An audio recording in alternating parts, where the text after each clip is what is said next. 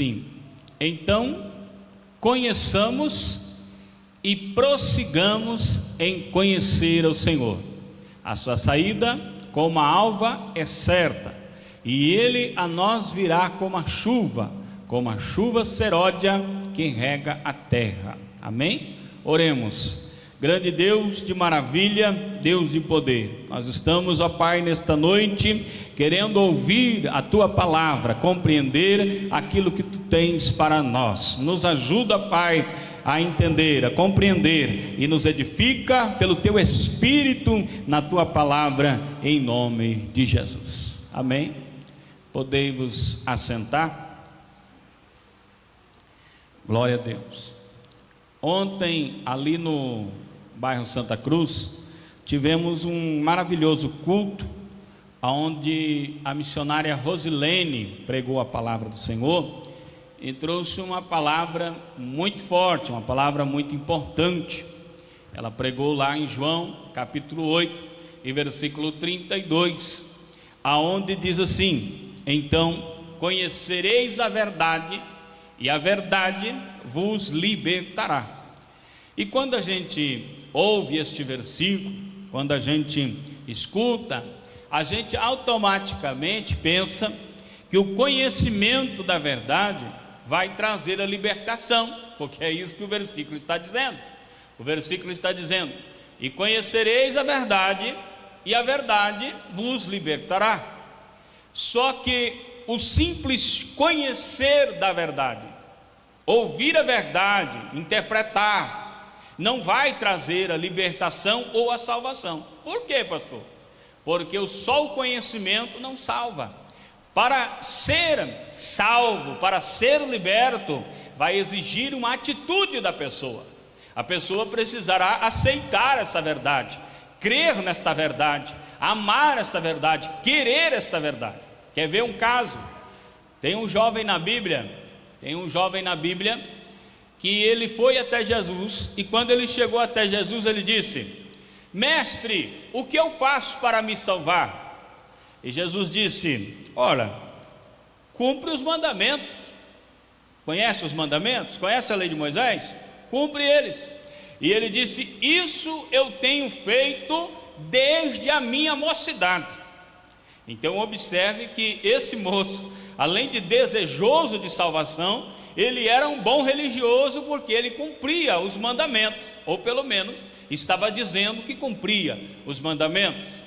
Então Jesus disse para ele assim: vai, só te falta uma coisa, vai, vende os teus bens, dá aos pobres, vem e me segue.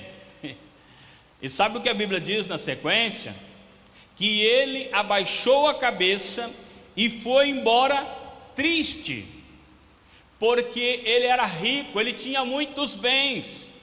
E quando ele ouviu essa sentença, ele não conseguiu fazer esta renúncia. Ele não conseguiu renunciar os seus bens e ir até Jesus. Então observe bem, ele chegou com pompa de religioso, mas a verdade Jesus conhecia.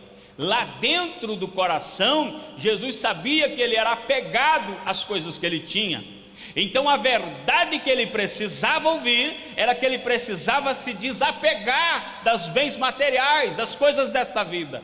Jesus mostrou, trouxe às claras aquilo que estava no coração dele.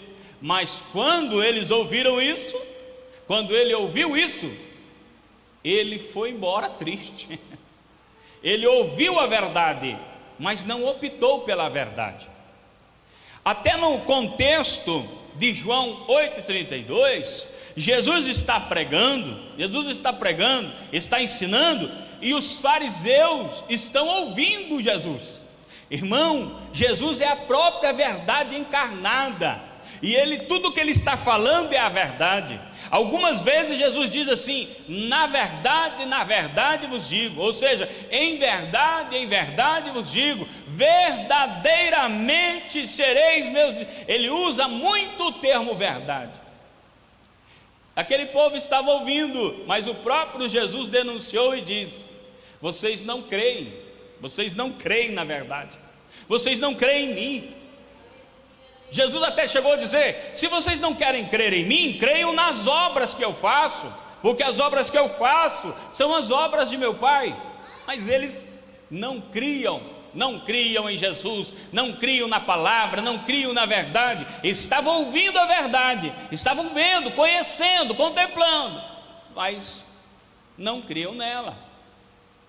Até o próprio Judas, olhe bem que posição de Judas, andando com Jesus o tempo todo, aonde Jesus estava, o Judas Iscariotes estava, era íntimo de Jesus também, mas optou pelo caminho errado, optou por trair a Jesus, optou pelo dinheiro, por 30 moedas de prata, optou por uma revolução de Roma, libertação do Império Romano, porque ele queria que Jesus fosse um libertador político, e Jesus não era um libertador político, Jesus era o libertador da alma, ele era o libertador do mundo. Jesus não está interessado em libertar uma nação que é escrava da política, Jesus está interessado em libertar todos os homens do pecado, da podridão que esse mundo está vivendo até os dias de hoje. E é fato que o conhecimento foi multiplicado.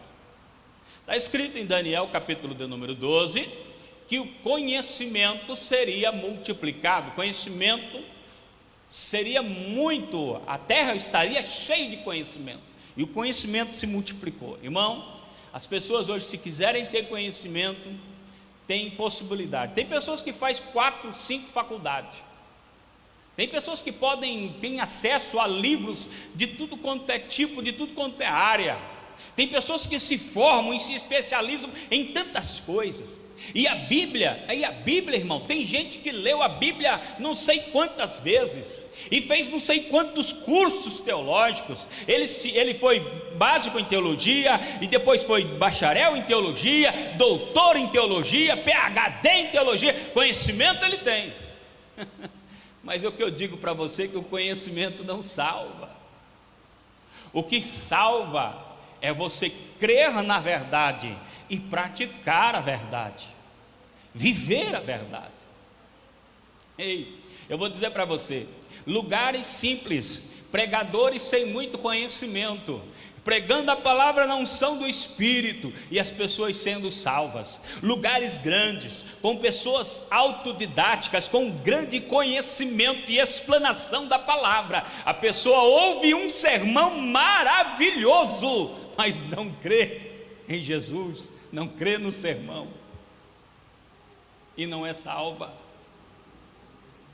Hoje estamos vivendo os dias da pior geração de todos os tempos, porque não faltam pregadores de todos os tipos e jeitos tem. O que falta é ouvintes da palavra, pessoas para darem ouvidos à palavra e pôr em prática. A mais bela das belas pregações talvez é ouvida, mas a pessoa não toma uma atitude.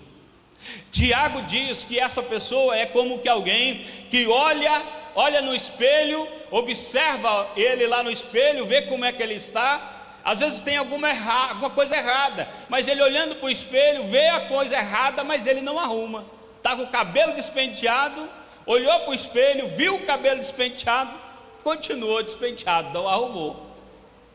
Assim é a pessoa que ouve a palavra, estuda a palavra, observa a palavra, conhece a palavra, mas não pratica a palavra. Aí aqui no livro de Oséias, a Bíblia, ela diz assim, conheçamos e prossigamos em conhecer o Senhor. Não é só ter uma experiência com Deus. Um dia eu fui na igreja, Deus falou comigo, olha que bênção, agora eu conheço a Deus. Não, isso é só o começo, porque a Bíblia está dizendo, conheçamos e prossigamos em conhecer o Senhor. Não é só ter uma experiência de salvação e já está bom, fui lá no culto, Deus falou comigo, está ótimo. Não, nós precisamos crescer nesse conhecimento. Tem muitos crentes que conhecem a Deus, somente pela boca dos outros, somente por aquilo que os outros estão falando. Alguém diz: Deus é poderoso, aí ele diz: eu creio, eu já ouvi muito sobre isso, mas ele não consegue identificar dentro dele uma experiência sequer que ele tenha com Deus. Ele não tem um testemunho para dizer: olha, Deus fez isso na minha vida, por isso eu creio que Deus é poderoso. Você pode conhecer pela teoria, mas é muito melhor conhecer pela prática. Sabia que Deus não é algo que se estuda? Não se estuda Deus, não dá para estudar. Deus é grande demais. Deus é algo que se prova, é algo que se lança para conhecer de perto. Deus disse assim na sua palavra: provai e vede que o Senhor é bom. Provai, se aproxima, se achega a Deus, aí você vai conhecer Deus. É isso que Deus quer. Deus não quer que você fique estudando como que é Deus, como que Deus age, como que Deus pensa, o que Deus vai fazer. Não, Deus quer que você chegue até Ele, aí Ele vai te contar o que Ele vai fazer, o que Ele pensa. Ele vai te mostrar para você. O mundo cristão está vivendo de teoria. Você já foi num restaurante, sentou à mesa, pegou o cardápio e leu o cardápio todo e saiu com a barriga cheia? Não tem como. Conhecer o cardápio não mata a fome. Para você suster a sua fome, para você se alimentar, você não precisa nem conhecer o cardápio todo. É só conhecer aquilo que te interessa, algo importante que você quer, e você diz: eu quero isso aqui. Aí o garçom traz para você, você se alimenta e sai sem fome. Assim também é Deus. A palavra de Deus não é um cardápio, ela é algo que você experimenta, é algo que você se alimenta, é algo que você se aproxima. A Bíblia diz: chegai-vos a Deus e Ele se achegará a vós. Deus é o maior interessado em que você tenha um amplo conhecimento dele. Deus está mais interessado que você em abençoar a tua vida, em mudar muita coisa em você. Mas é você que precisa tomar a iniciativa de ir até Ele, porque a primeira iniciativa Ele já tomou, o primeiro passo Ele já deu. Que foi isso? A Bíblia diz em Isaías 59 que havia uma separação entre o homem e Deus. O homem não podia se aproximar de Deus, porque a barreira dos pecados, as iniquidades faziam separação entre Deus e o homem. Mas aí Jesus Cristo, a Bíblia diz que Ele morreu na cruz do Calvário, e quando Ele morreu na cruz do Calvário, o véu que separava o homem de Deus foi rasgado de alto a baixo. Deus tomou a iniciativa e quebrou esta barreira, quebrou esta muralha, e agora a Bíblia diz que você ouve o Evangelho, você ouve a boa nova de salvação, e quando você ouve, se você der crédito, essa fé dentro do seu coração fará maravilhas, fará coisas grandes. Aleluia. Não é só salvação, é mais do que isso. Porque Jesus disse: se vocês crerem em mim, farão obras maiores do que estas. Se você crer e não duvidar, disse Jesus, se você crer de todo o coração e não duvidar, você vai dizer a este monte: sai daqui, vai para lá, e o monte vai te obedecer. Então é possível viver algo extraordinário, desde que a pessoa não viva de teoria, viva de prática. Conheça e prossiga em conhecer o Senhor. Glória a Deus. Quem tem conhecimento de Deus tem um aliado muito forte na hora da adversidade, na hora da dificuldade, na hora da prova, na hora da doença, na hora da calúnia, em qualquer momento. Ele sabe a quem recorrer. Se na vida humana os contatos valem muito, se na vida terrena, se você tem amigos influentes já te ajuda bastante.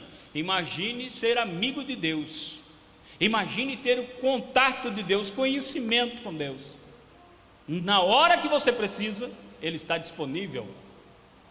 Ele se faz. Quando a Bíblia diz eu sou o que sou, Ele está dizendo eu sou o que precisar ser. Ele se faz o teu advogado, o teu médico, o teu juiz, o teu provedor. Ele faz o que for preciso.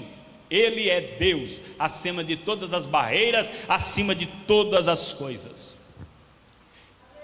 Então conheça ao Senhor, conheça mais e mais ao Senhor.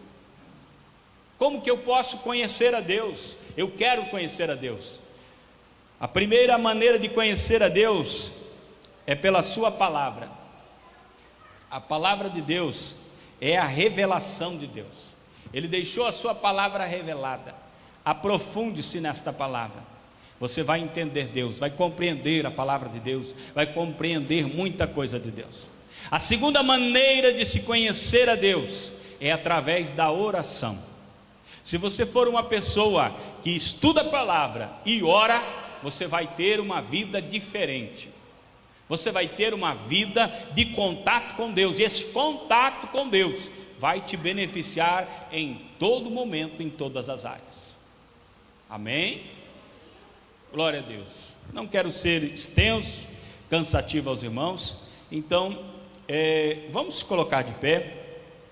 Glória a Deus, para fazermos uma oração nesta noite. Glória a Deus, aleluia.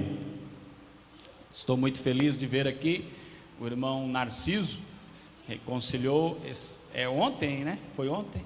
Ontem, isso. Reconciliou na tarde de ontem e já está conosco aqui na igreja. Fico muito feliz. Quero dizer para o Senhor que a gente sempre orou pelo Senhor, sempre intercedeu pela sua vida, e eu sempre acreditei que veria o Senhor novamente aqui.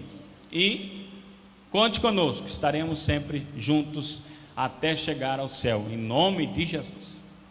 Senhor Deus, nós te agradecemos, ó Pai, pela tua bondade, nós te agradecemos pela tua palavra, pelos louvores, por tudo que o Senhor realizou neste lugar. Ó Deus, cuida, Senhor Deus, de cada um no seu dia a dia, no seu trabalho, Senhor, lá na sua casa, meu Deus, em qualquer negócio onde estiverem fazendo. Ó Deus, guarda, livra, protege, que o teu sangue, Jesus, venha garantir vitória, em nome de Jesus. Ó Pai, eu profetizo, Senhor, o teu cuidado, a tua bênção, a provisão do Senhor, em nome de Jesus. Amém e amém, Jesus.